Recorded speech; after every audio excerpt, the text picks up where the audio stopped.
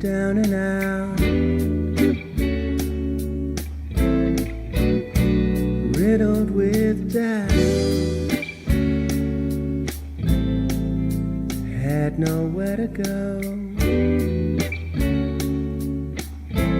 Everything's moving so slow, but time's moving too fast. I hope this feeling don't last. Well, I've been away from myself too long.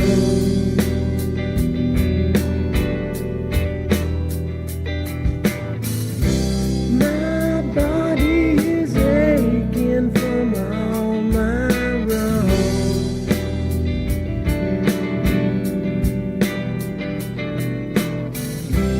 And now that I know I'm not that strong,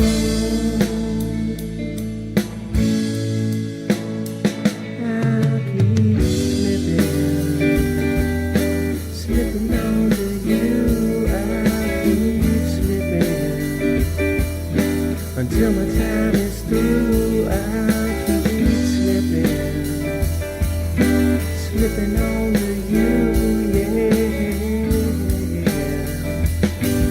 onto you.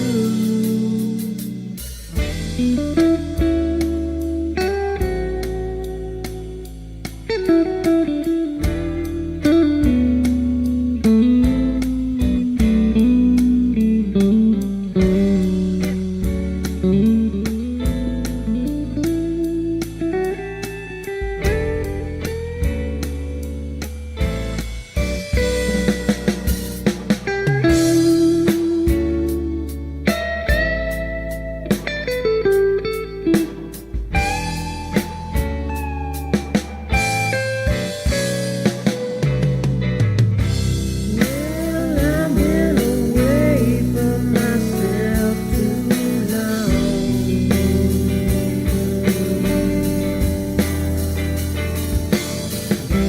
My body is aching from all my wrongs.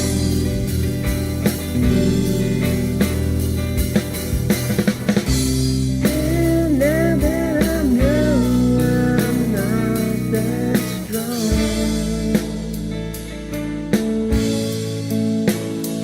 I'll keep slipping onto you. I'll keep slipping until my time is through. I'll keep slipping onto you,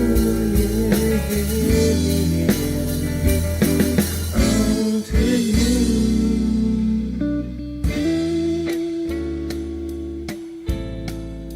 I was down and out, so riddled with doubt.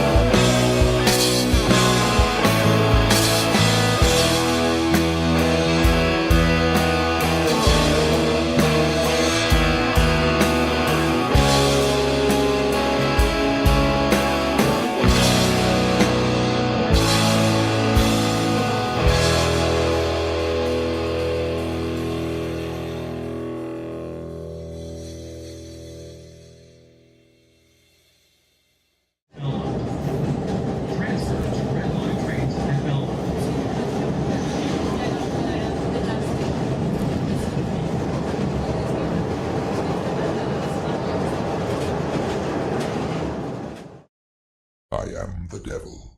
I am the Lord Satan from the netherworld, ruler of the damned and eternal king of hell. Even I, the master of deceit, can only stomach so much bullshit from the mainstream media and indie grifters. That's why I tune in to Morning Extra with Uncle Warren, because he eliminates my competition, and also because I know I'm gonna see that motherfucker soon.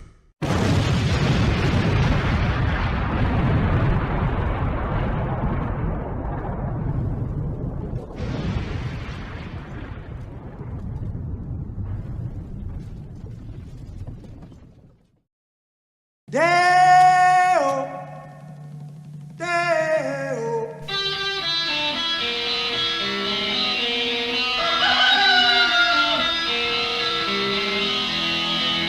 Baby's got a booger and a shooter and that shake it all go down. Baby's got a booger and a shooter and that shake it all go down. Corrosion to the thighs, erosion of her pride. Baby's got a shooter, baby's got corrosion now, corrosion now. Baby's got it.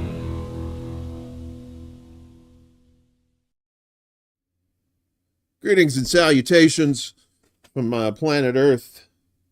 It is I, Metric Man. I ripped the, I don't know. I was going to do a Metric Man. Metric Man? Letterman? I totally fucked up that bit. Who cares? It's Monday. It's fall. Fall. That's right. That nasty summer is over. Although the heat is still among us here in the Midwest. Good morning, Willie. Willie dropping a 10 spot. Computer fixed, internet primed for quality live streaming, and I do not feel hopeless. Now the shitlibs and right wing will feel my wrath online. Good for you, Will. You crazy bastard. Willie is having some issues tech-wise, as most of us do in this space. And it was tearing his hair out, that beautiful white hair of his, that Leslie Nielsen coif of his. And but now I think he did a test stream. He's all good to go. So congrats, Willie. I know what that's like when you don't know what the hell's going on with the tech, and then you finally realize what it is. But good for you, brother, and appreciate the 10 spot too. Thank you so much.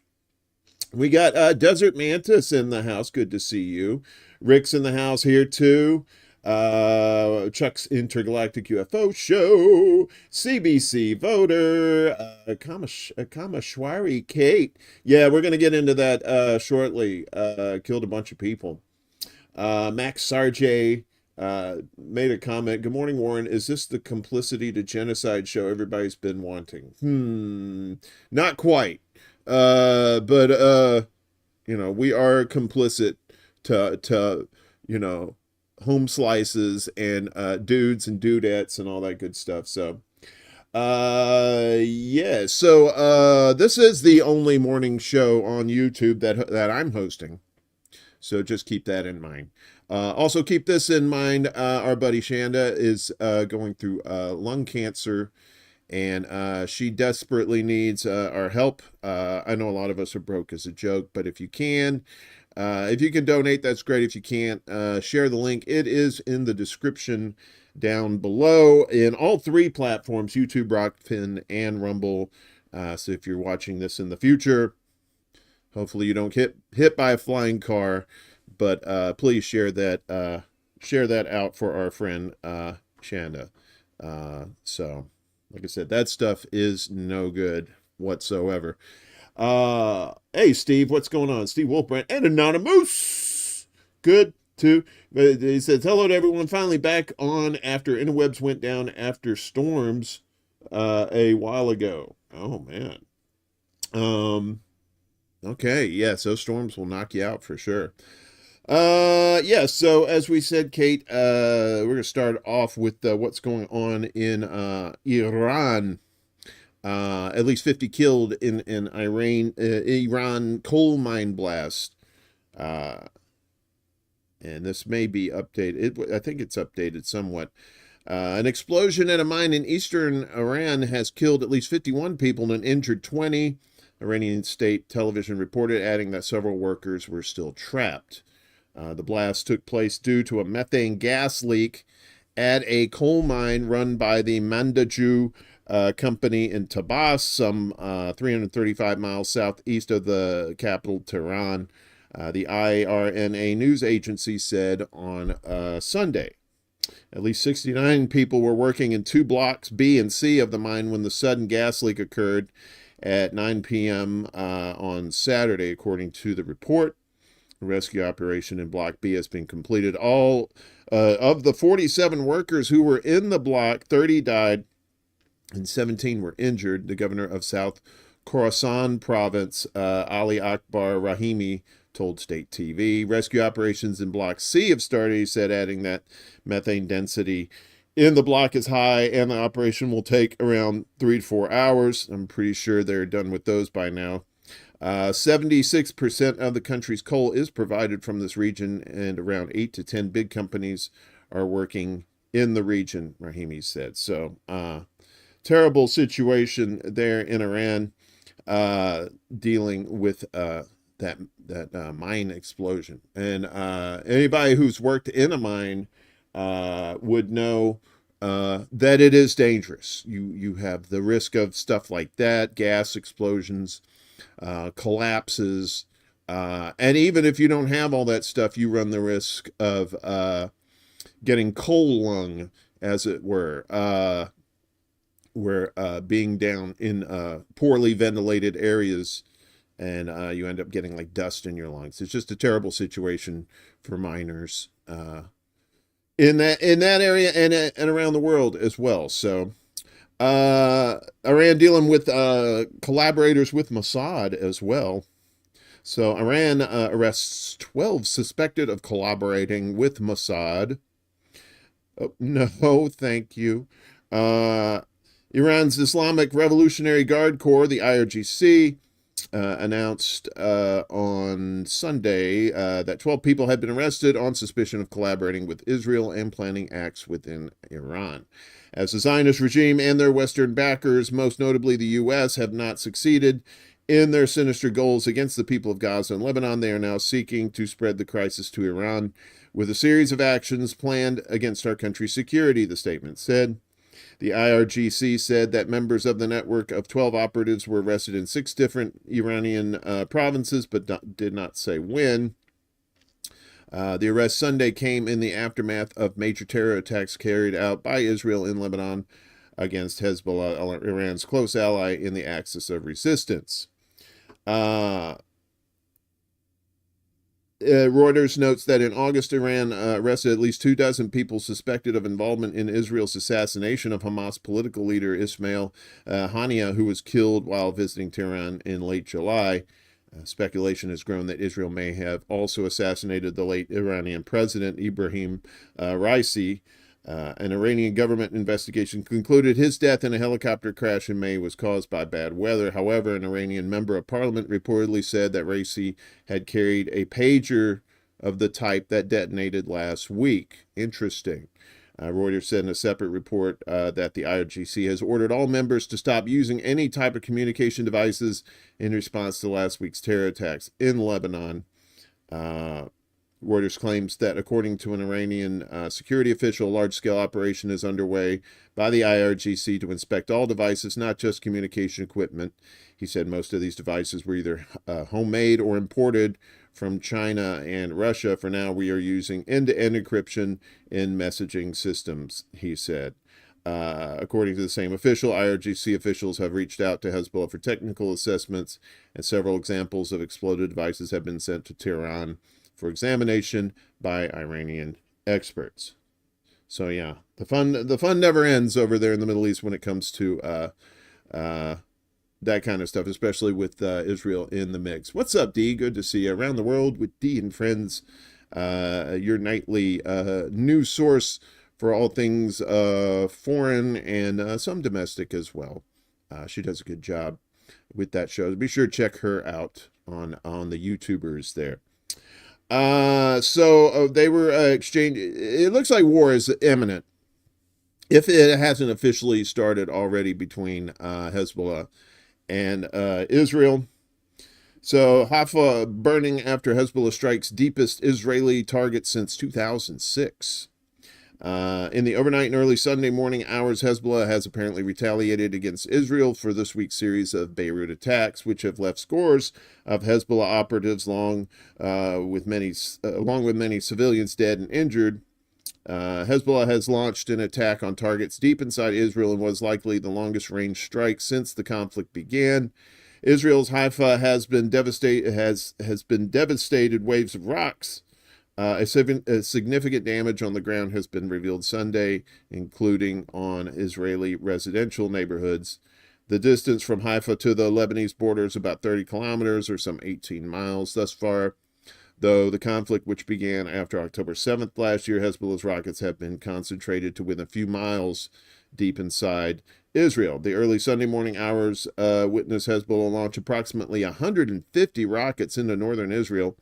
The IDF said that most were intercepted, but videos from Haifa confirmed that some rockets made it through anti-air defenses, causing devastation on the ground. Hezbollah issued an official statement as follows: in an initial response to the brutal massacre committed by the Israeli enemy in various Lebanese regions on Tuesday and Wednesday, the pager and wireless devices massacre. We bombed the military industry complexes of the Rafael Company, which specializes in electronic means and equipment, located in the Zebulun area north of Haifa, with dozens of Fadi 1, Fadi 2, and Katyusha missiles at 6:30 a.m.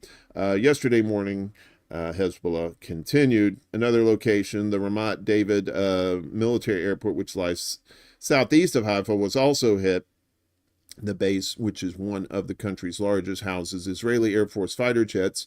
This retaliation marks significant escalation in terms of the Shia paramilitary groups targeting and range. But not to be outdone, of course, Israel had to keep on killing.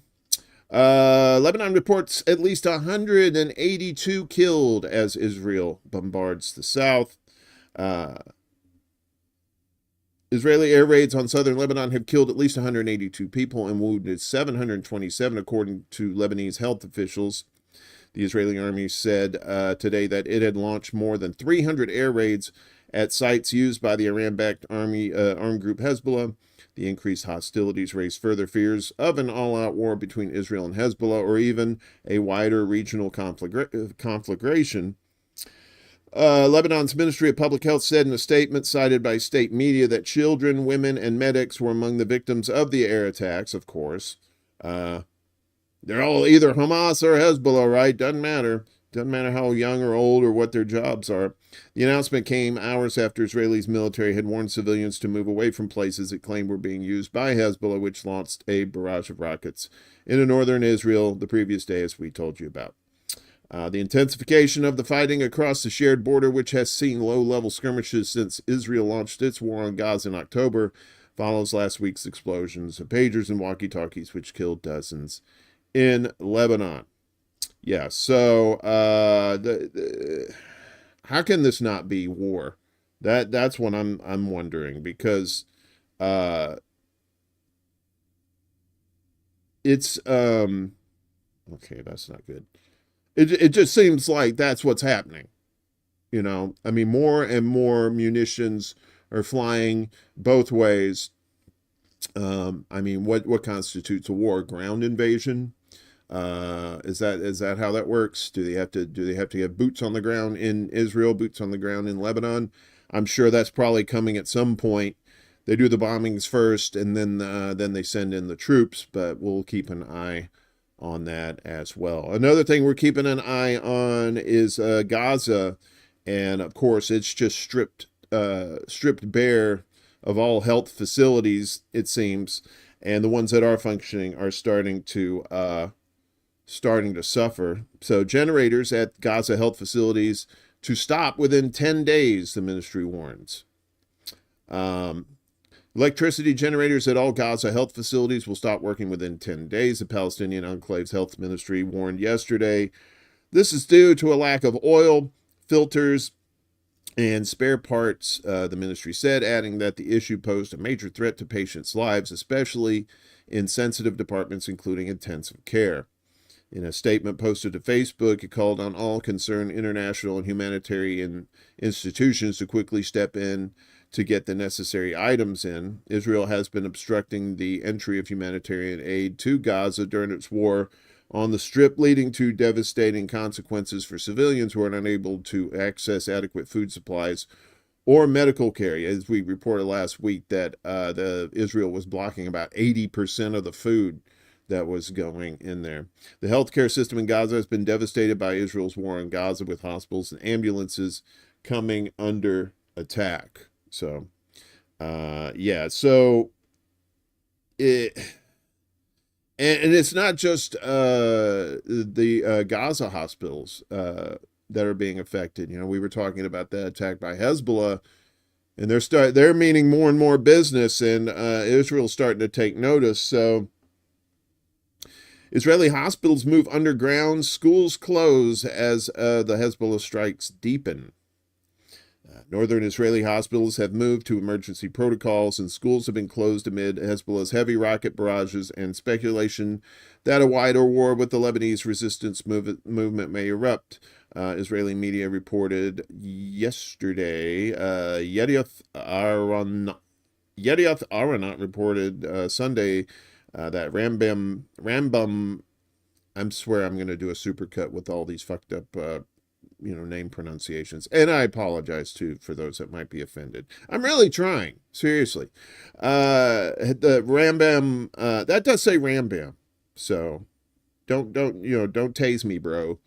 Healthcare campus in Haifa and Emek Medical Center in Afula have canceled all elective procedures and non-urgent surgeries, while outpatient clinics have been suspended until further notice. The hospital also closed its public underground parking lot to prepare for operating wards in its underground complex. Northern hospitals have stockpiling supplies and medicines for a deserted island scenario where they would need to operate independently without external support. Health Ministry Director General Moshe Bar Simon Tov discussed the preparations last week, saying, in war, unexpected things will happen. Hospitals may find themselves isolated and will have to make their own decisions. We will support them with manpower and equipment, but we are entering uncharted territory. Yeah, they are. Yeah, because of these strikes. They weren't expecting Hezbollah to strike so deep into the territory.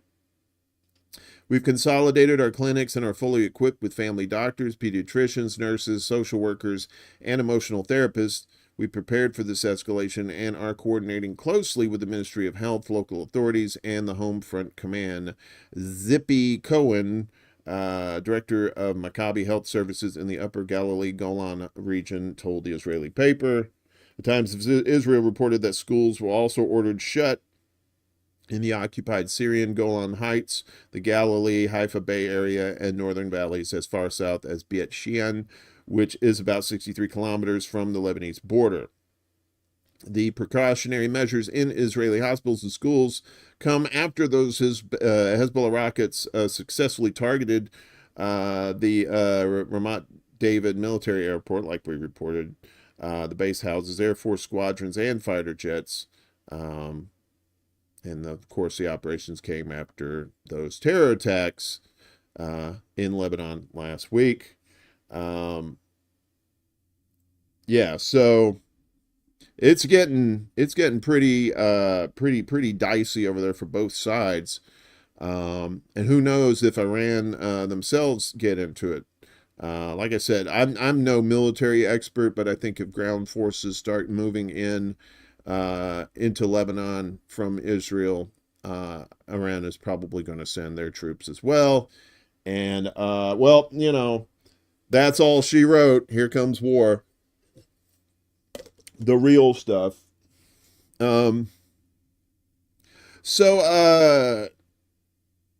Because Israel has no love lost for Al Jazeera, because Al Jazeera always more often than not will print the truth about Israel, where the mainstream media will not. Of course, they're trying to close their office in Ramallah, and press groups have been condemning them for that.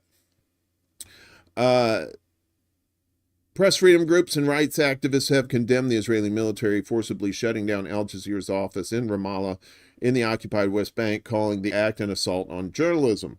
Early on Sunday morning, Israeli soldiers raided the bureau of the Qatar-based network and ordered its closure for 45 days. Interesting, 45 days.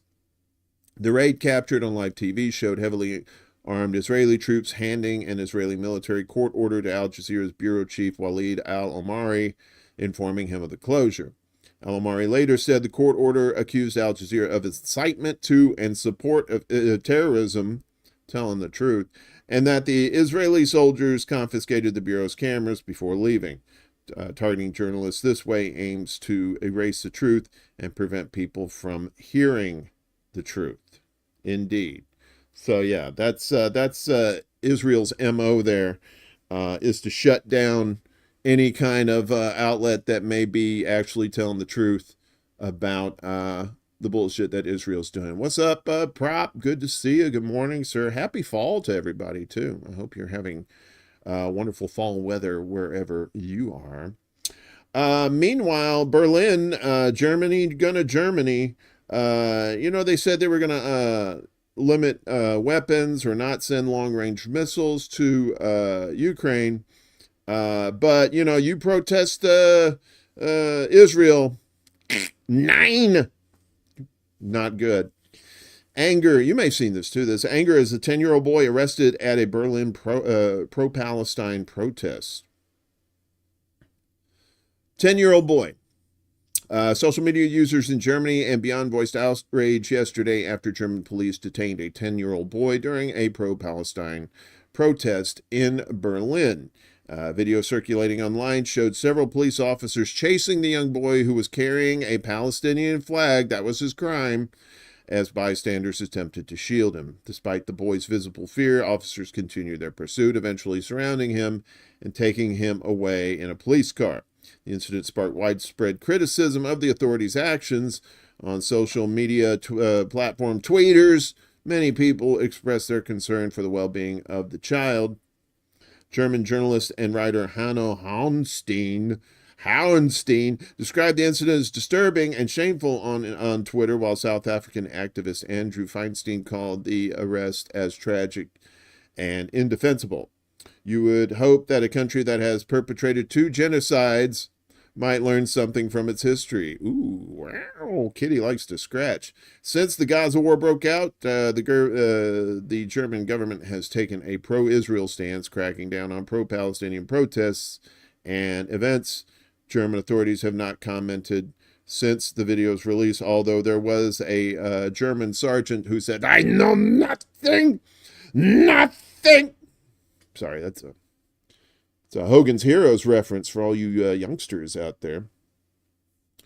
Good news that UCLA, they're going to get more weapons, but don't worry, they're non-lethal because, you need weapons on a college campus. Board approves more non-lethal weapons for UCLA police after Gaza war protests. There they are, these fine brave soldiers. Go Bruins. Go Cops. University of California Board of Regents approved additional non-lethal weapons requested by UCLA police. This was on Thursday, which handled some of the nation's largest student protests against the Israeli-Hamas war. UCLA has been repeatedly roiled by pro-Palestinian protests against Israel and the university administration's handling of the situation, with Jewish students saying they have been made to feel unsafe due to anti-Semitic statements and banners at the demonstration. Yes, because those words and banners are just horrible weapons of war. Clashes between protesters and counter-protesters earlier this year on the campus led to more than a dozen injuries, and more than 200 people were arrested at a demonstration the next day. The equipment UCLA police requested and the board approved included pepper balls, which was also my nickname in prison, and sponge rounds, projectile launchers, and new drones. The board also signed off on equipment purchase requests for the 9 other police departments on UC campuses. Student protesters at the Regents meeting were cleared from the room after yelling broke out when the agenda was presented. Faculty and students have criticized UCLA police for their use of non-lethal weapons in campus demonstrations during which some protesters suffered injuries. They said non-lethal, not non-injury. During public comment, UCLA Student Association Representative Tani Contreras said the equipment was used against peaceful protesters and demonstrators.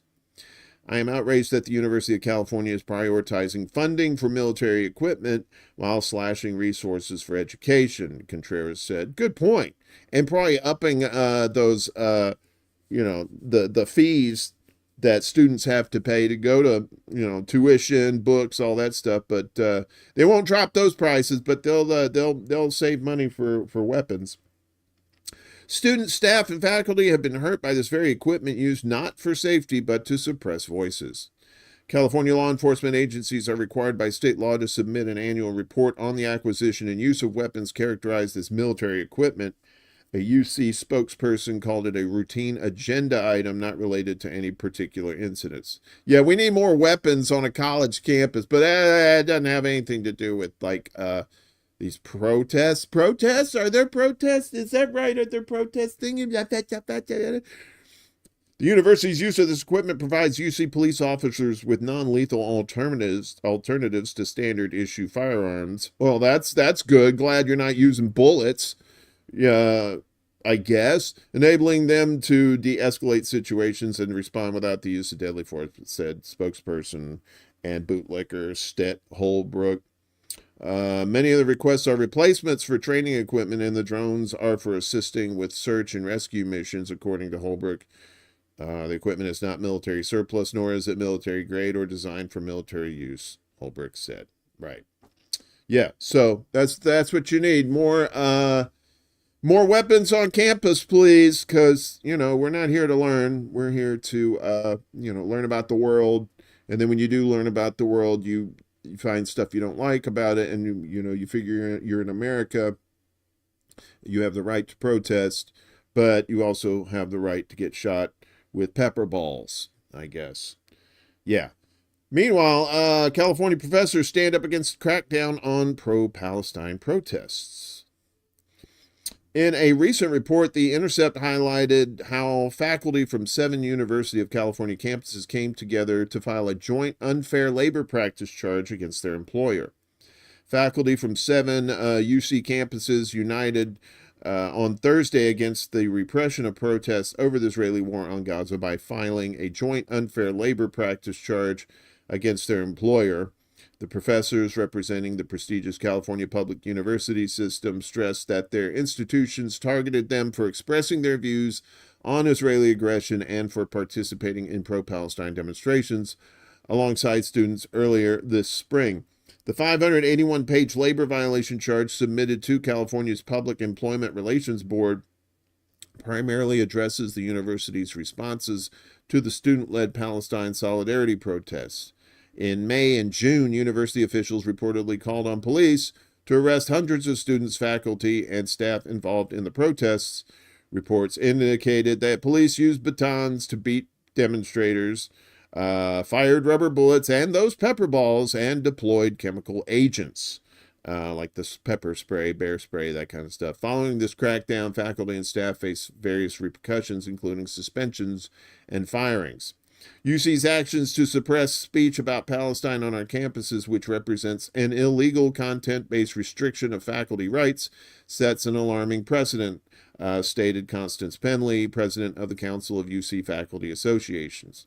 She emphasized that their unfair labor practice filing demands a change in course, urging the university to follow the law and address the harm done to affected faculty. Anna Markowitz, a member of the UCLA Faculty Association, remarked that the university's crackdown aimed to end Palestine solidarity activism on campus. That's exactly what it is. And that's not bias. You can just see that with your own eyes. These are peaceful protests. They're not doing anything. They're not destroying property. They're not charging the police or anything. They're going after these peaceful protesters. She added, in this ULP charge, we are saying that this illegal suppression of speech cannot stand, whether about Palestine or about other issues that students and faculty may raise in the future. Hey, Gene, what's going on? Good to see you. Good morning. An unfair labor practice charge submitted to the Public Employment Relations Board is a formal allegation of legal violations, prompting an investigation that can lead to a dismissal or a settlement conference. If no agreement is reached, the case is brought before an administrative labor law judge. The UC system, of course, denied the allegations, stating that the faculty groups lack standing to file a complaint with the Public Employment Relations Board. The university claimed it has, quote, it has allowed and continues to allow lawful protesting activities surrounding the conflict in the Middle East. But when protests violate university policy, that like the community guidelines on YouTube or Facebook, when they pull your shit and they're like, well, what was it? Oh, it was just, some vague shit we're not going to tell you about specifically.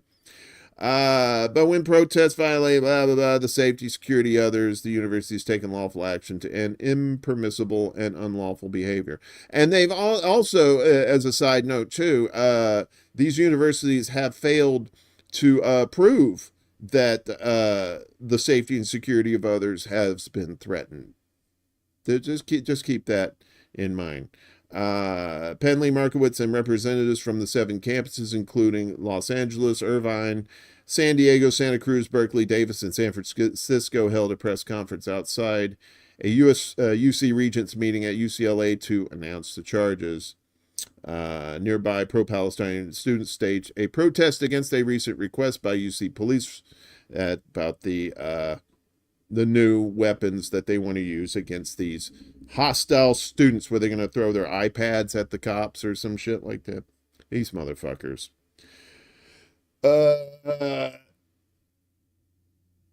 So these universities, like we told you last week or the week before last, they're starting to crack down on these protests, even on vigils.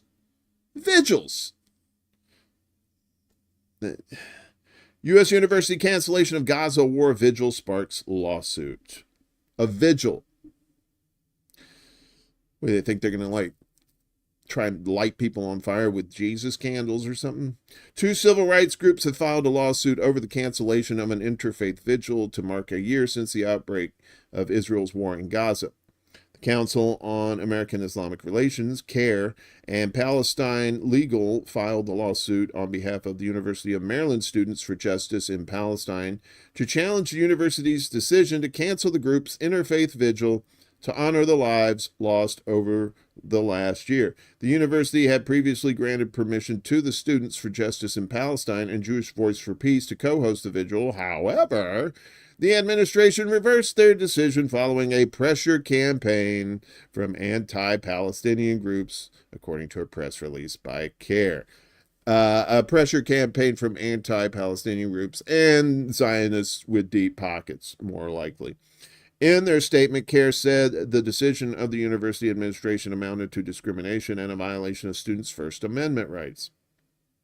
Everybody talking about these Second Amendment rights. They don't talk about these First Amendment rights. If they take away your First Amendment rights, you won't be able to talk about your Second Amendment rights, because that'll probably be gone too.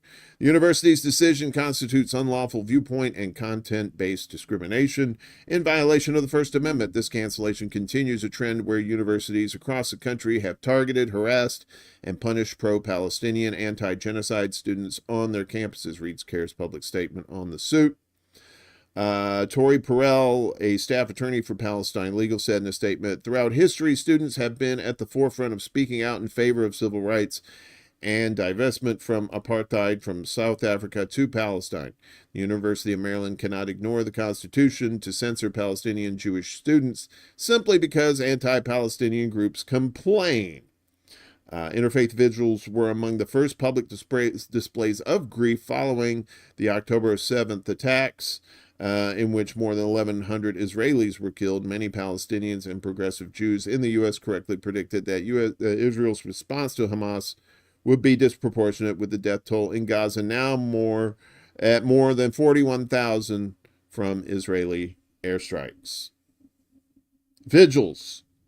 You're just trying to have a vigil, and they're like, no, because what that does is that when you have vigils like that, it's not only to mourn these people that died. But it also brings, a side effect, if you will, is that it brings attention, more attention from a sympathetic source like that. You hear about these, and people want to know. People who are currently in their bubbles, in their little comfort zones, in their little cults, are like, might actually go, hey, wait a minute.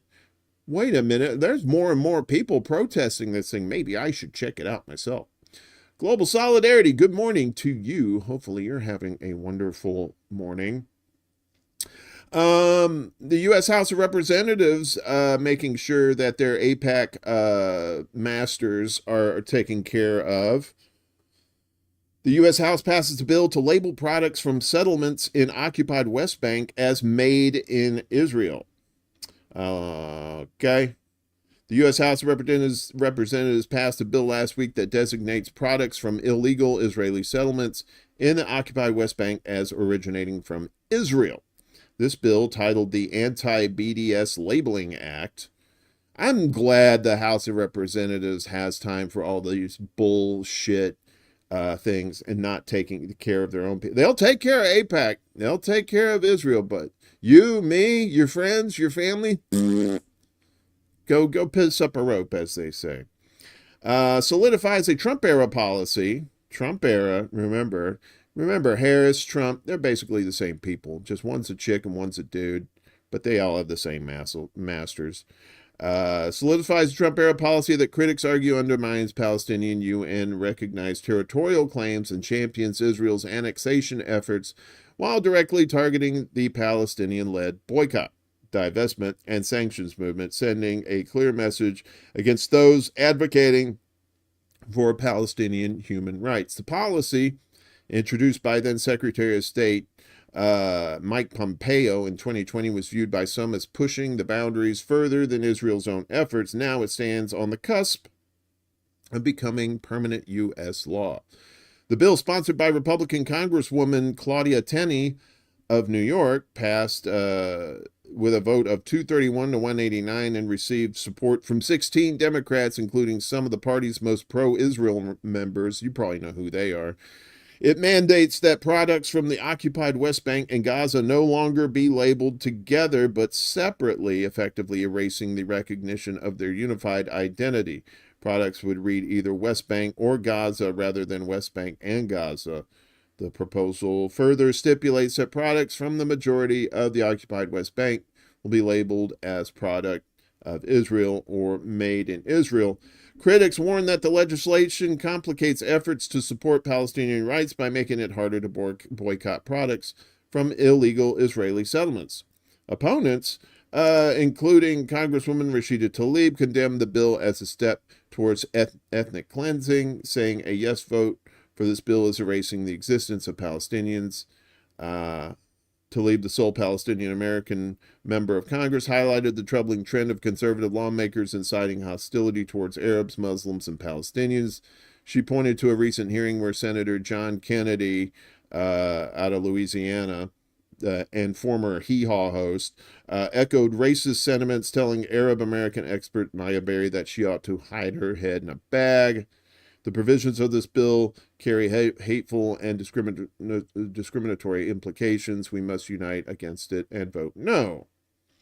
The bill goes to the Finance Committee next week. Should the bill pass in the Senate, it would further complicate efforts by advocates for Palestinian rights to support Palestinian-made products while boycotting Israeli goods. Consumers deserve to know if a product comes from an illegal Israeli settlement before making a purchase, wrote the Institute for Middle East Understanding Policy Project. Critics say this bill represents yet another move by Congress to erode Palestinians' rights to self-determination. Globally, however, the International Court of Justice, the highest criminal court, has deemed Israel's occupation illegal, and the UN, based on the ICJ's rulings, voted this week in favor of last week, in favor of a resolution that calls for the end of Israel's occupation of Palestinian territories within the next 12 months. Advocates for Palestine say they are increasingly facing challenges across the U.S., with the bill serving as a reminder of their uphill task. Exactly. So what happened to protesting? Why? How come we can't protest? You know, and maybe you can only protest about certain things. You know, remember when they had the conventions for the Republicans and the Democrats, and this goes back at least to George W. when they had free speech zones. Remember that? The free speech zones should be the entirety of the United States, but apparently that's not the thing. Meanwhile, I don't know if you guys have ever played that game Fallout 4, or maybe earlier. I think, yeah, maybe earlier in the series they talked about this, about a war with China, a war with Russia and China, and but a lot of troops stationed in Alaska, because apparently the Russians and Chinese had invaded through that territory. It's like, well, that's just a video game, Uncle Warren. When the fuck are you talking about video games? Well, looks like it's for real, as U.S. is moving extra troops to Alaska, according to Politico. Look at all them bullets, bullet, bing, bang, bang, bang, bang, bang, bullets.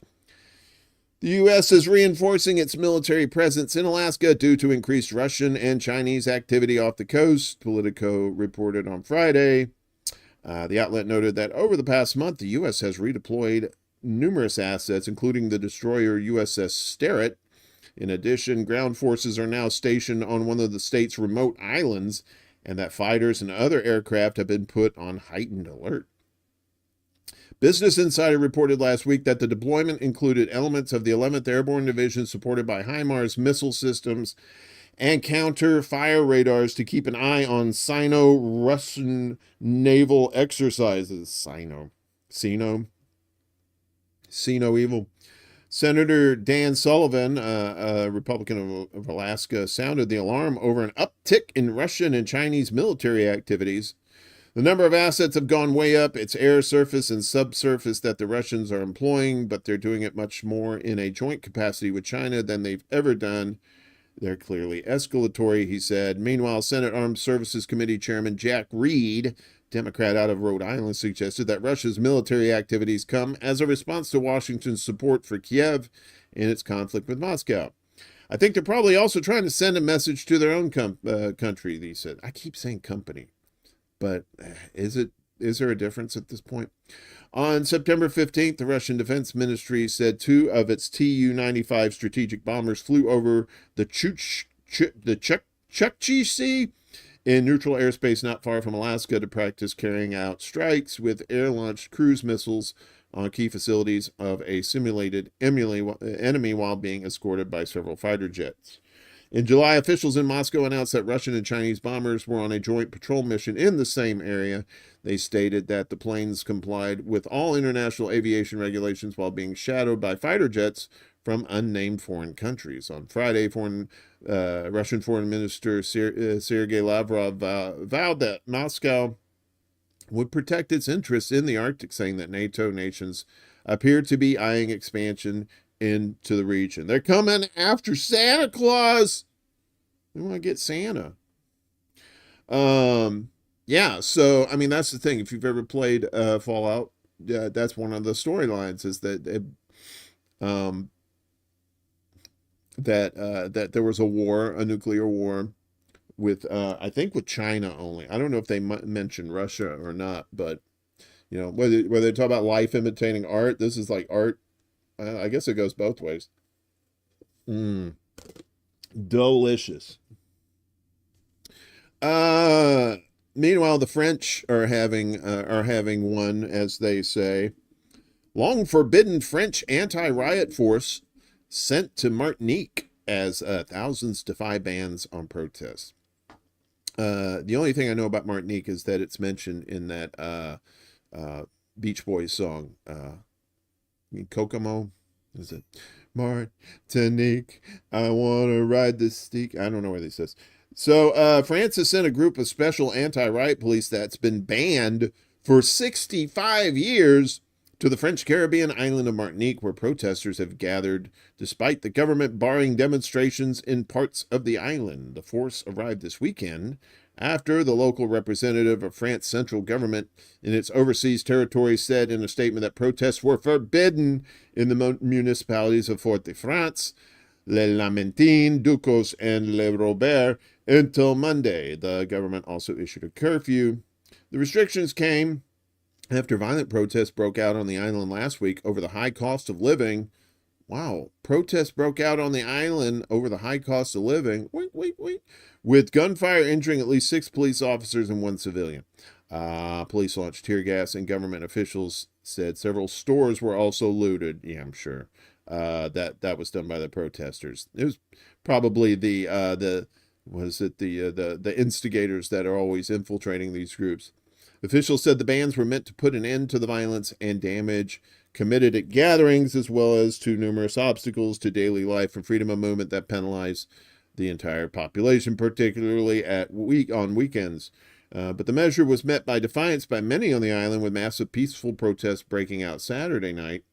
Videos from local media show crowds of thousands peacefully walking along highways overnight, banging on drums and waving flags. As protests wound on without violence, the force of French anti-riot police arrived on the island and were staying at a hotel in Fort-de-France on Sunday. It wasn't immediately clear how many were sent. The elite riot police, known as the Companies for Republican Security, that sounds very corporate, were banned in the French territory following the bloody riots in December 1959. The unit has been accused of using disproportionate force against protesters. Disproportionate force against protesters. And that's what's happening here. Ending in the deaths of a number of young demonstrators. The force is rarely deployed in French territories in the Caribbean, but was called on during riots and strikes in Guadeloupe in 2009. Martinique's leaders requested the forces amid the recent protests in a historic shift for the island, and one met with a sharp rejection by some in the territory.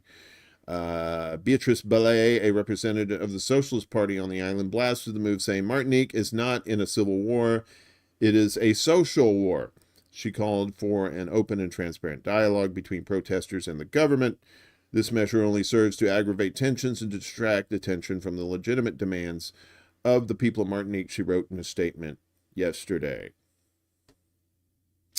So they have the protests in Martinique and even in the mother country itself. And this is basically just kind of the same thing they've been protesting. This new government that Macron has put together, shockingly, they people don't like it. Large protests took place across France on Saturday over the appointment early in the day of a right-leaning government. Thousands marched in Paris denouncing President Emmanuel Macron and his new conservative Prime Minister Michel Barnier, claiming they had disregarded the results of the July parliamentary election. The vote left France deadlocked and with a hung parliament, giggity, consisting of 3 roughly equal blocs: a left-wing New Popular Front Alliance, the center, headed by Macron's Renaissance Party, and the far-right National Rally. Although no party won a majority, the NFP coalition secured the most seats, which was seen as providing a mandate to present its candidate for prime minister. However, Macron refused to appoint the NFP's choice, Lucie Castet, triggering accusations that he denies democracy. Earlier this month, meanwhile, Macron nominated Barnier from the center-right Republicans Party for the most part. So, what do you think these people protesting? What do you think Macron's approval rating is? Well, I can tell you what his disapproval rating is. Macron's disapproval rate rises to 75%, first time since 2018. There he is. Nobody likes me. Pepe Le Pew is more popular than me. That is true. That is true.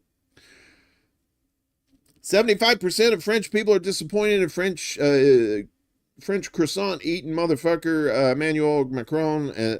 An IFOP survey revealed, marking his worst showing in a public poll since the 2018 Yellow Vests protests. Remember those? French newspaper Journal du Dimanche published the survey results on Saturday, showing the leader's approval rating has decreased as low as 25%, with 75% disapproval rating. The poll found that respondents accused Macron of having a disproportional ego that ruined everything. Ego ruined everything. That's a lesson, kids. Remember, being humble is what it's all about. Be confident, but be humble. by dissolving the French parliament and calling for snap elections that resulted in a hung giggity parliament. Those groupies in the know would know about a hung parliament. Yeah, you know what I'm talking about. We want the funk. If you like Marxism, and I know some of you do, this is kind of good news for you in Sri Lanka. Marxist leader Dissanayake wins Sri Lanka's presidential election. There he is right there. Hello! Colombo. That's not the 70s detective. That's the town. Marxist lawmaker Anura Kumara Dissanayake won Sri Lanka's presidential election yesterday in the island nation's first such vote since the 2022 economic collapse and mass protests that ousted its leader. Dissanayake was declared the winner by the Election Commission of Sri Lanka following the country's first presidential runoff in its history. Under a ranked choice election system, those kids talking about that ranked choice voting, right? Sri Lankan voters had the option to list second and third choice candidates when they cast their ballots on Saturday. As no candidate secured more than 50% of the vote in the initial count, those second preference votes were added to the tally of the two frontrunners to determine a winner. In the first round of counting, Dissanayake had garnered 42% of the vote and was up against Sajith Premadasa, I didn't practice that word, the main opposition leader and son of a former president who acquired around 32% of the vote. By the end of the second count, Dissanayake had won over 5.7 million of the votes against Premadasa's 4.5 million, official results showed. This victory belongs to all of us, Dissanayake wrote on the tweeters after his victory was declared. The unity of Sinhalese, Tamils, Muslims, and all Sri Lankans is the bedrock of this new beginning. The new resistance we seek will rise from this shared strength and vision. Let us join hands and shape this future together.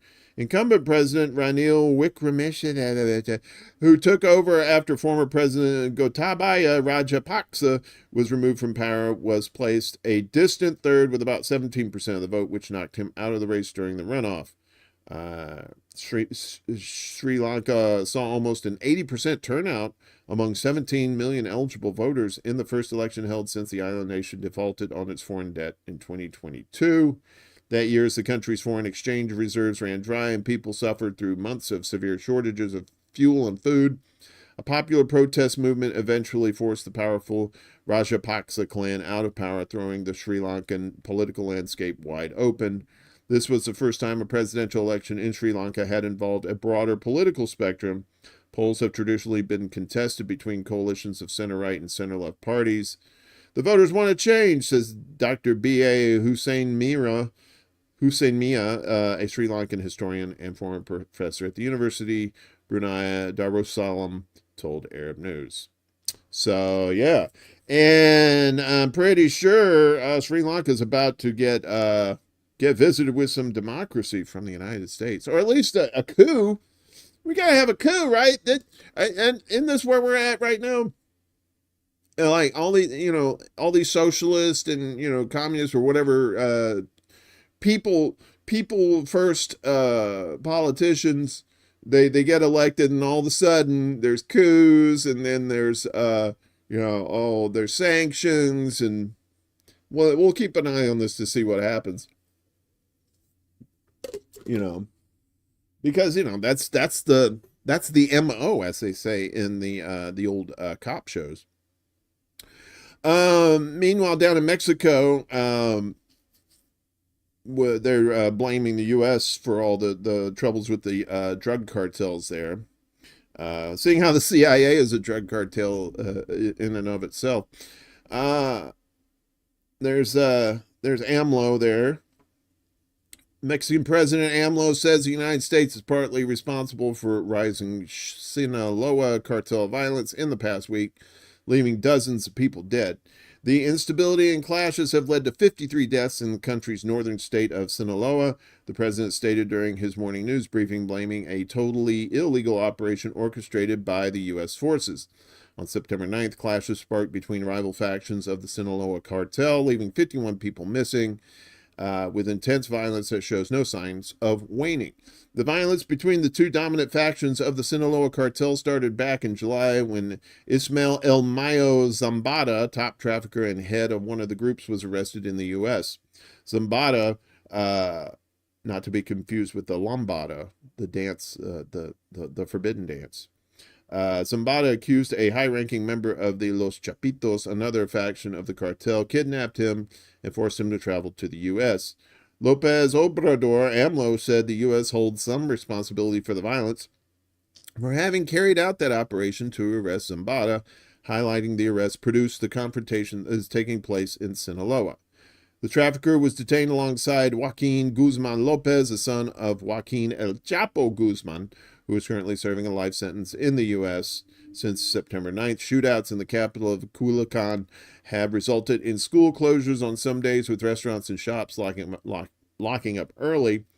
When it is said that the United States, we are responsible for what is happening in Sinaloa and other places, well, I do not agree with that, U.S. Ambassador to Mexico City Ken Salazar stated.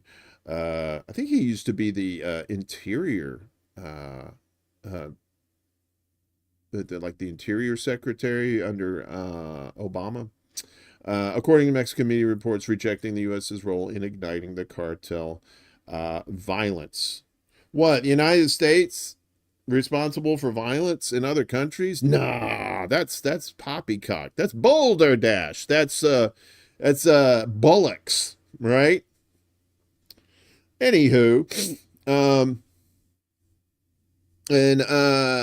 the Secret Service, emphasis on secret, not so much on surface, is admitting its failures. The Secret Service admits failures in a review of shooting at the Trump rally. That was in Pennsylvania. The U.S. Secret Service has acknowledged a series of security failures it made during a July campaign rally where Republican presidential candidate Donald Trump was allegedly shot at and wounded in the ear. I think he was shot at, but the allegedly wounded in the ear part, yeah. In a review of the July 13th assassination attempt in Butler, Pennsylvania, the Secret Service identified deficiencies in advanced security planning and poor coordination with local police, said the agency's acting director, Ronald Rowe. While some members of the advanced team were very diligent, there was complacency on the part of others that led to a breach of security protocols, Rowe told a news briefing on Friday. Questions over the competency of the elite U.S. law enforcement agency have swirled since a gunman perched on a rooftop opened fire at Trump during the rally, grazing the former president in the ear and hitting 3 people in the crowd, one fatally. Congressional officials lambasted the agency for failing to clear the area or respond quickly to the attacker, who local officers were alerted to up to 20 minutes before the shooting. The backlash pushed the agency's director, Kimberly Cheadle, to resign. Several other agents were placed on leave. Wow, the government fucking up. There's a shock. Speaking of shootings, down south, Alabama had a mass shooting going on. U.S. mass shooting in Alabama leaves 4 dead, dozens injured. And a mass shooting involving several assailants has left at least 4 people dead and dozens wounded in Alabama, police said Saturday. We believe that multiple shooters fired multiple shots on a group of people in the 5 Points South district of Birmingham. Oh, I've been there. It's some Long Island iced tea there. It's very delicious. Just after 11 p.m., police officer Truman Fitzgerald told local media. Officers found 2 adult males and 1 adult female who was unresponsive on the sidewalk suffering from a gunshot wound, Fitzgerald said. All 3 were pronounced dead at the scene. The 4th victim died at a local hospital. Dozens of people were wounded in the shooting, with at least 4 sustaining life-threatening injuries. The others had various injuries. Police have not got anyone in custody over the shooting, urging the public to provide any information that could help the investigation. Several agencies are involved in the investigation, including the FBI and the Bureau of Alcohol, Tobacco, Firearms, and Explosives. Fire rescue services on the scene Saturday night were at the scene and had cordoned off the area. This year, there have been at least 403 mass shootings defined as a shooting involving at least 4 victims dead or wounded across the United States, according to Gun Violence Archive.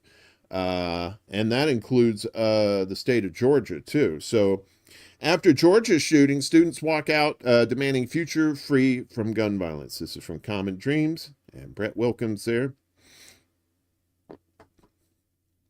Joined by educators, parents, and gun control advocates, thousands of Georgia students on Friday staged a classroom walkout organized by the youth-led March for Our Lives to demand a future free from gun violence following the September 4th mass shooting at Appalachia High School in Winder, the deadliest such event in the state's history. March for Our Lives, which was founded in the wake of the 2018 massacre at Marjorie Stoneman Douglas High School in Parkland, Florida, said that Friday's walkouts speak to the urgency and frustration young people feel after yet another shooting has been met with only thoughts and prayers.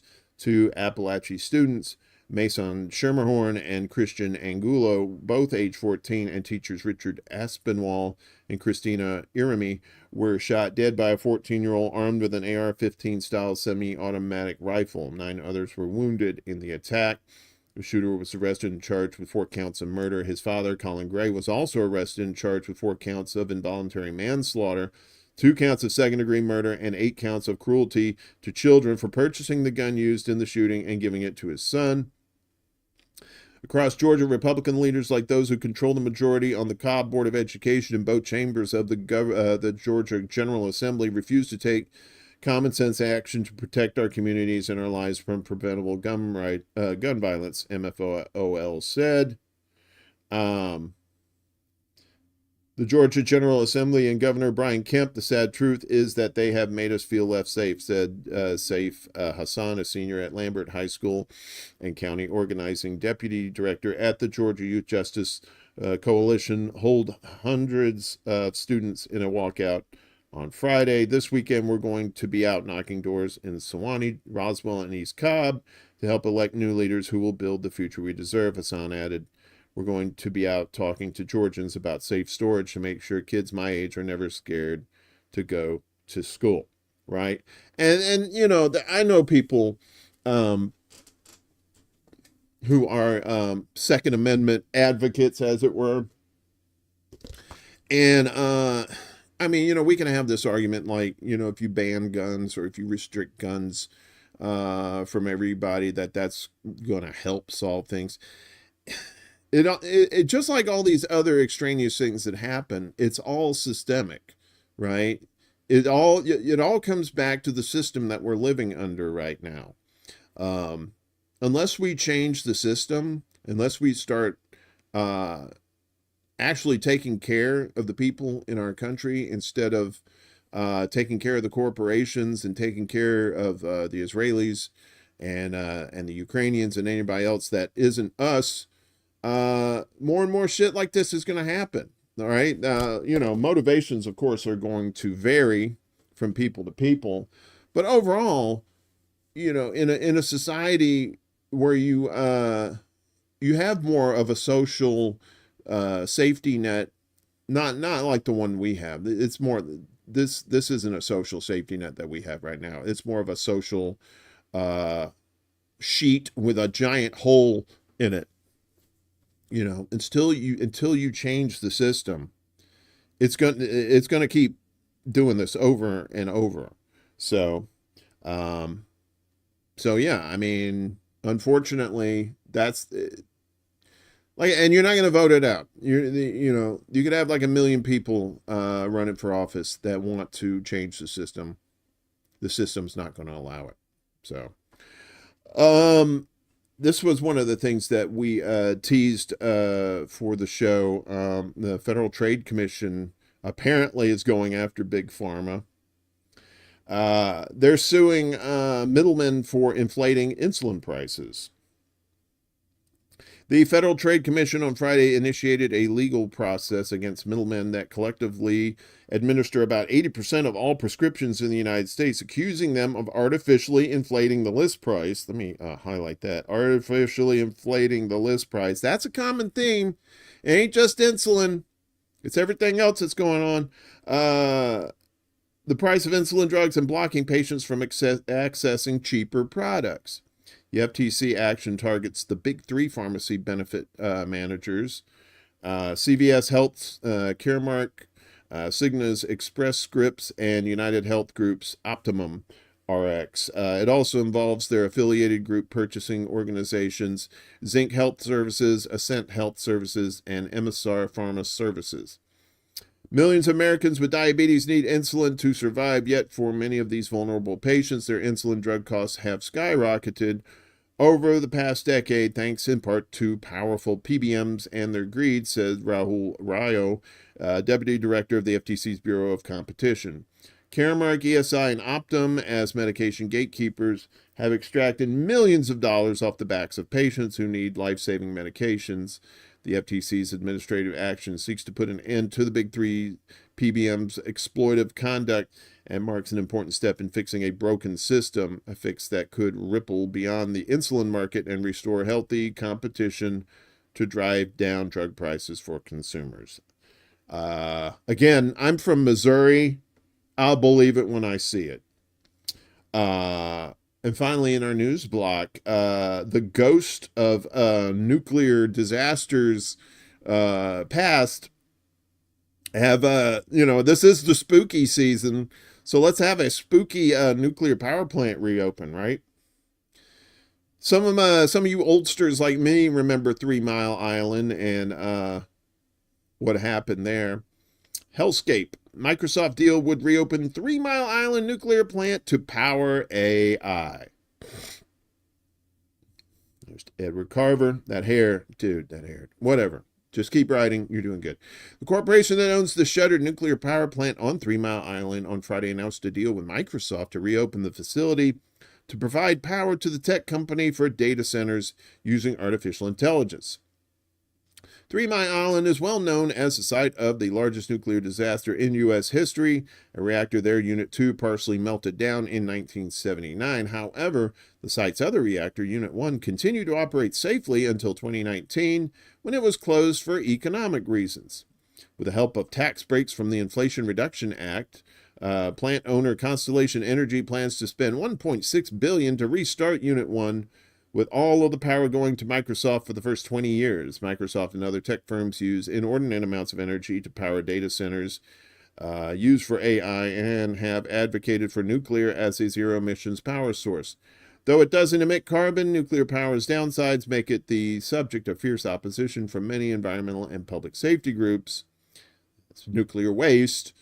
Friday's deal combining nuclear power and AI, which also poses great safety risks, was too much for the Philadelphia Inquirer columnist Will Bunch, who quipped that the hellscape of modern life has been captured in one headline. Local campaigners vowed to push against the reopening and keep the area free of nuclear activity. We will challenge this proposal at every venue that is available for us, Eric Epstein, a former chairman of the 3 Mile Island Alert campaign group, told the Inquirer. This is another chapter in a nightmare that won't end, he added. Yes, let's make sure we bring Love Canal back into the mix too, right? Can we do that? No, we're not going to do that. All right. Or maybe if the money's right. It turns out like one of the sources that I use on this show, I was very surprised by this, is in bed with the Israeli army, and part of our propaganda watch. Roll that beautiful bean footage. The sharing of biased and False news has become all too common on social media. More alarming, some media publishing the same things are true without checking facts first. Unfortunately, some members of the media use their platforms to push their own personal bias and agenda to control exactly what people think. And this is extremely dangerous to our democracy. So Saudi-owned Al Arabiya in bed with Israeli army to shape Gaza coverage, according to a report.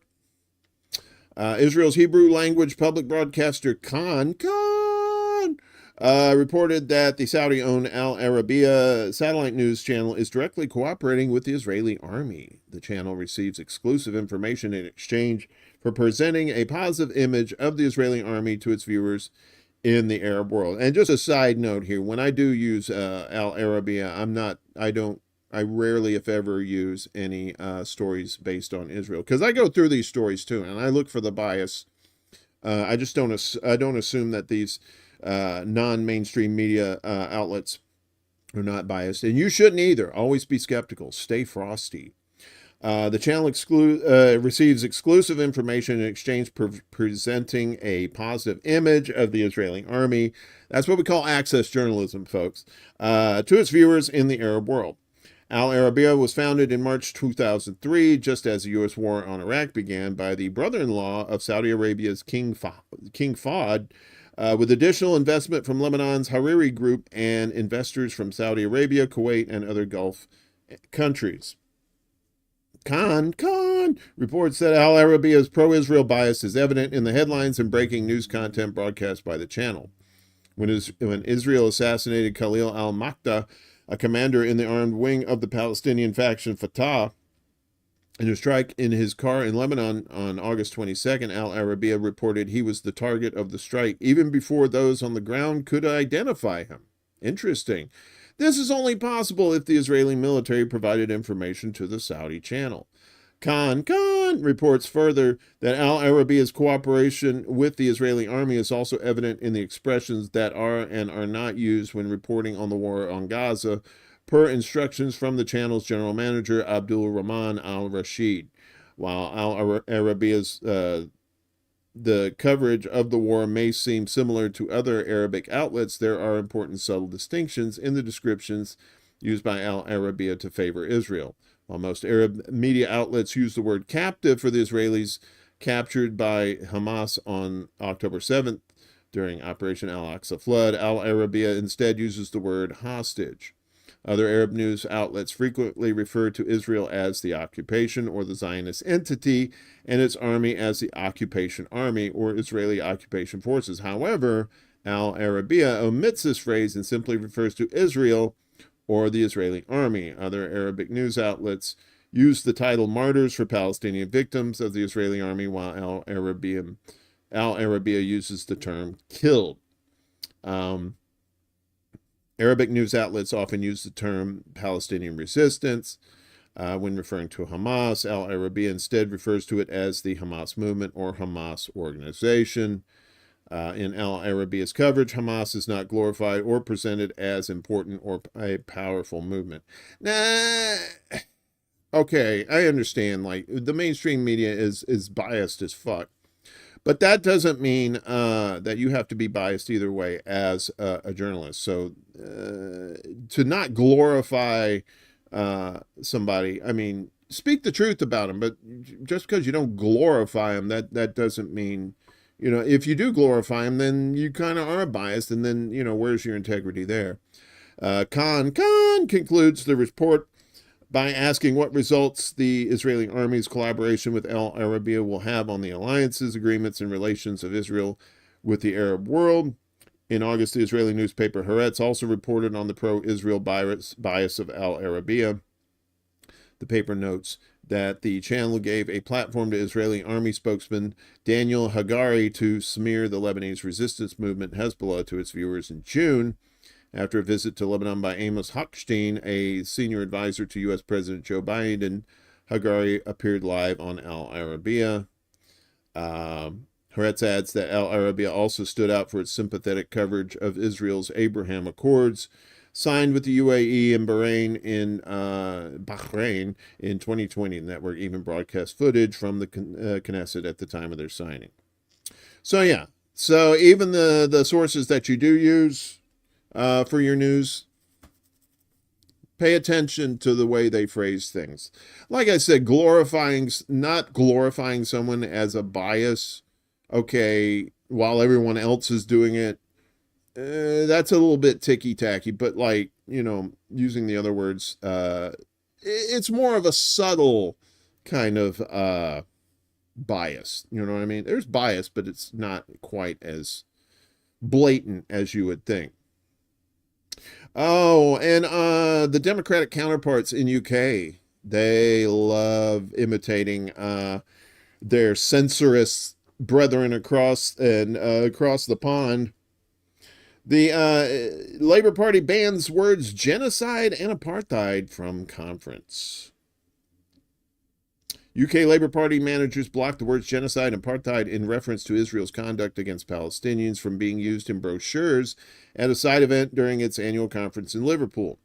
The conference's start was marked by pro-Palestine protests as over 15,000 people marched through the city on Saturday to express their opposition to Britain selling arms to Israel amid its ongoing siege and bombardment of Gaza. Labour MP Kim Johnson addressed the crowd but was heckled by some protesters who urged her to get out of the Labour Party. Controversy also erupted surrounding a planned fringe event on Palestine at the conference.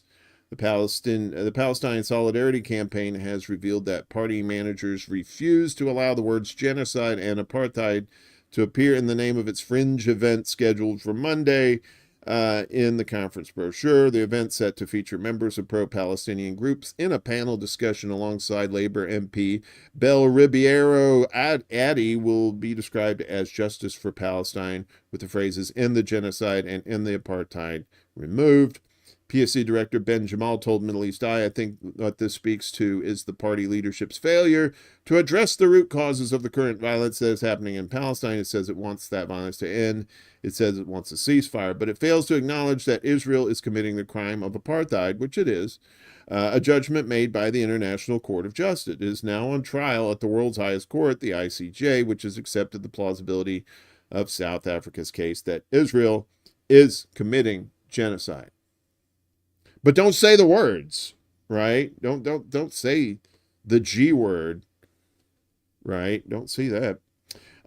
Finally, we told you about Africa Stream last week getting banned, and now another outlet is getting banned as well. This is from Mint Press News.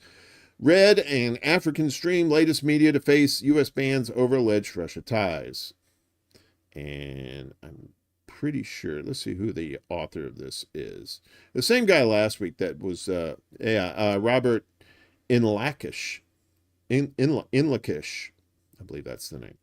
Sorry about that, butchering more names. After months of unverified claims from German media alleging that Red Media has ties to Moscow and helped incite pro-Palestine demonstrations, U.S. Secretary of State and Island of Misfit Toys escapee Antony Blinken declared that the leftist media outlet is part of a Russian intelligence operation aimed at interfering in foreign elections. Blinken's statement escalates the accusations, aligning them with broader concerns about foreign influence on democratic processes. At the onset of the Ukraine war, media outlets connected to the Russian state-run Reply agency, such as RT, faced widespread bans across Europe and Canada. These restrictions also extended to the United States, where they were forced to stop broadcasting. Among these was Redfish, a prominent leftist media outlet with a contract with Reply, which ultimately had to suspend its operations as a result of the sanctions. After widespread censorship of Russian-affiliated media in the West in 2022, journalists who previously worked for these outlets sought new platforms. One such outlet is RED, Revolutionary Educational Documentaries Media, headed by Managing Director Hussein Dogru, a former senior employee at Redfish. Red Media continues to produce content focusing on leftist and revolutionary narratives, following in the footsteps of the journalist's previous work despite the restrictions placed on Russian-linked media organizations. German newspaper Tagesspiegel published an extensive report alleging that Red was covertly controlled by Russia and played a role in organizing pro-Palestine protests. Oh, those shady bastards, including the Humboldt University student encampment. The article cited the outlet's employment of former RT and Redfish journalists as evidence. However, Red Media has firmly denied these accusations, categorically rejecting claims of being a Russian propaganda outlet and asserting its editorial independence. We might be targeted now, but this whole censorship campaign is not just about us. They are laying the foundation for a crackdown on all critical voices. Let me say that again. They are laying the foundation for a crackdown on all critical voices. This is already happening. Mint Press has also experienced censorship and attacks. Before our accounts were taken down, they took down accounts of other outlets like Electronic Intifada, for example. Red's Dogru told Mint Press. During a September 13th press briefing, U.S. Secretary of State Antony Blinken accused Russia of covertly running media platforms, telling reporters RT covertly runs the Berlin-based English language platform Red, a successor to the now-defunct RT-linked platform Redfish. RT also secretly runs the online platform Africa Stream across a wide range of social media platforms. Man, Russia runs all that media, doesn't it? Now, according to the outlet's website, African Stream is, and I quote, a pan-African digital media organization based exclusively on social media platforms focused on giving a voice to all Africans, both at home and abroad. In reality, the only voice it gives is to Kremlin propagandists, according to that piece, to this motherfucker right here. As we told you last week, Africa Stream was shut down. They've vehemently denied accusations of being a Kremlin propaganda tool. These allegations were mentioned in a U.S. State Department fact sheet released on September 13th, which also cited Tagesspiegel's claims that Red had organized pro-Palestine protests in Germany. The State Department highlighted this as part of a broader effort to expose Russian influence in global media and protest movements. So I highly advise you to read the rest of that article too. After the show's over, I will have links to that story and all the other stories we're covering too. So just give me a few minutes after the show and I'll have those ready for you. We have a couple in our kicker. We have a couple of kickers for you tonight, today, this morning, whatever the fuck time it is. North Korea likes to talk trash, but they also like to send trash, literal trash, to their pals in South Korea. So another DPRK trash balloon lands in government complex in Seoul. Trash. Apparently, the culprit was a small green furry entity that lives in a trash can, claiming his love for refuse. A trash-carrying balloon launched from the DPRK landed in the Seoul government complex's parking lot on Friday, South Korean authorities reported. The balloon was found near the compound's main entrance, prompting a significant emergency response with firefighters and police sealing the area. The inflatable was safely removed and probed, giggity, by the military for hazardous material, finding that the balloon contained various household garbage, such as a green piece of plastic showing an address in Pyongyang, Yonhap news agency reported. The balloon is suspected to have come from the most recent batch of trash balloons launched from Pyongyang into Seoul on Wednesday. The batch mainly consisted of paper and plastic waste with no hazardous materials found. This is the second time a garbage-filled balloon has landed in the government complex. The first incident took place in July, where a balloon landed in the South Korean president's compound in downtown Seoul, the Yonhap news agency reported. Despite the area's no-fly zone and military protection, well, it's a no-fly zone, but is it a no-float zone? Because I'm pretty sure it wasn't flying. Although there were no reported damages, the chemical response team was dispatched, according to AFP. The Chemical, Biological, and Radiological Warfare Response Team has safely collected the trash balloons. The Presidential Security Service told the French news agency, confirming the results from the investigation, revealing a lack of danger and contamination. So yeah, they're literally talking trash and sending trash to South Korea, which I think is just delightful, delicious.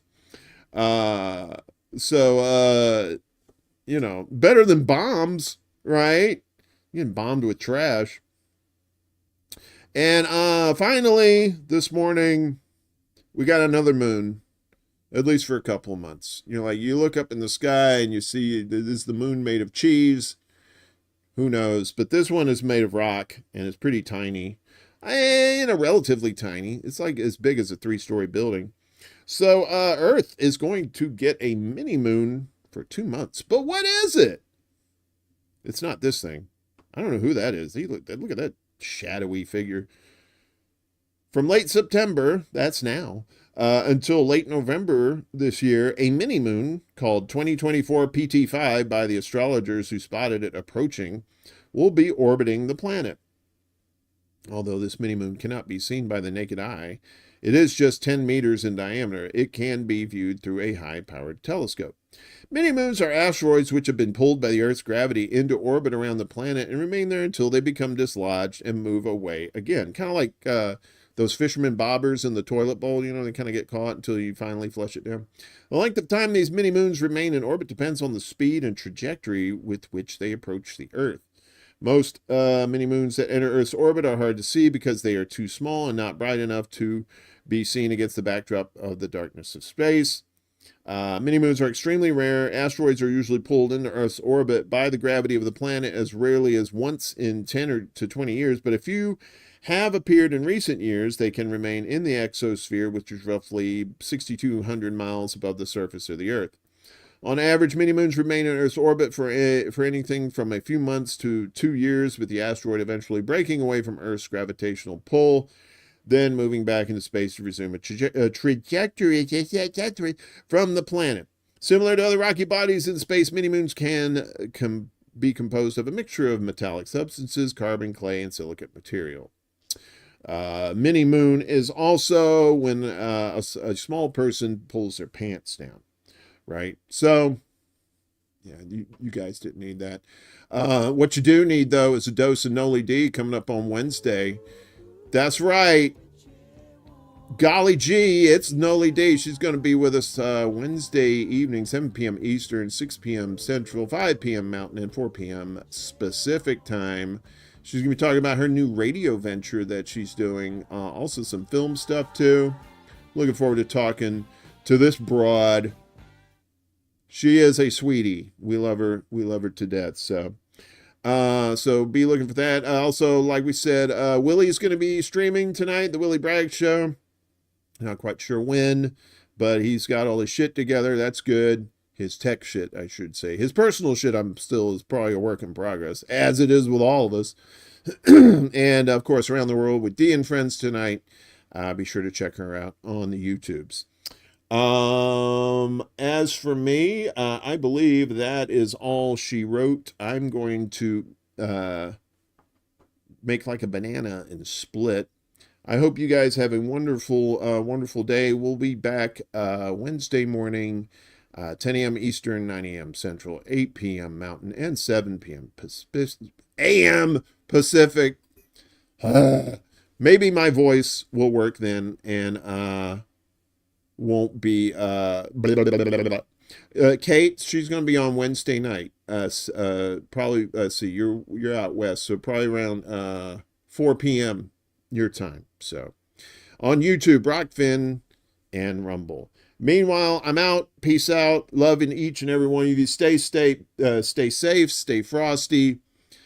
Stay out of the cults. Use your critical thinking skills. You have them. Please use them. For the love of God, we need everybody to use them. So, anyway, smell you later, and word to your mother. Tell her I'll see you tonight. This is SETI Alpha 5! Woo!